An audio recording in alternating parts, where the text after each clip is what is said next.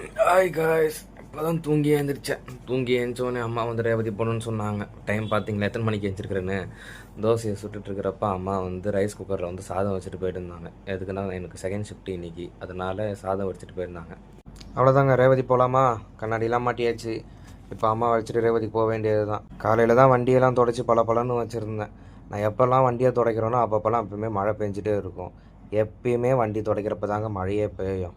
ஏன்னா நம்ம துடைக்கிறத சீக்கிரமாக நாஸ்தி பண்ணுறதுக்காகவே இந்த மழை வந்து நமக்கு ஒரு வேட்டையை காமிச்சிட்டு போயிட்டே இருக்கும். கடவுளே, தூரல் மட்டும் போடணும், வேகமாக மழை மட்டும் பெய்யக்கூடாது, இல்லைன்னா காஸ்டியூம்லாம் நாஸ்தியாக போயிடும். அவ்வளோதாங்க, ரேவதிக்கு வந்தாச்சு. ரேவதிக்கு வண்டி உள்ளே பார்க் பண்ணிவிட்டு ரேவதி உள்ள எப்பயுமே ரேவதி உள்ளே வந்தால் அருக்காணி பொண்ணு திருக்காணிலாம் இங்கே தான் இருக்குங்க. இந்த திருக்காணியை பார்த்தாச்சு. அங்கேருந்து எஸ்கலேட்டர்லேருந்து போகிறப்ப குட்டி குட்டி ஸ்டெப்ஸ் எல்லாம் இருக்கும். இப்போ நம்ம வாங்க வந்திருக்கிறதே ஒரு குட்டி குஞ்சானுக்கு தான். இன்றைக்கி அவங்களுக்கு நேம் செரிமனியா, அதனால அந்த குட்டி குஞ்சானுக்கு ட்ரெஸ்ஸு வாங்க வந்திருக்கிறோம். எங்கள் அம்மாவோட நெய்பர், ரொம்ப க்ளோஸ் நெய்பர், அவங்களுக்கு தான் ட்ரெஸ் இப்போ வாங்க வந்து அங்கேருந்து வாங்கியாச்சு. கிளம்ப வேண்டியதாங்க.